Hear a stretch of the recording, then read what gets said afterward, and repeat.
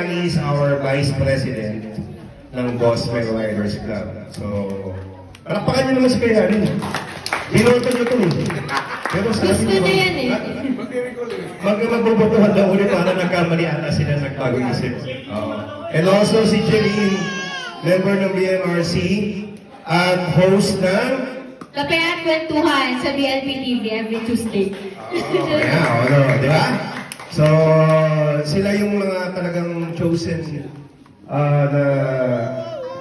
na mga gifted when it comes to hosting sa loob ng circle ng BMRC.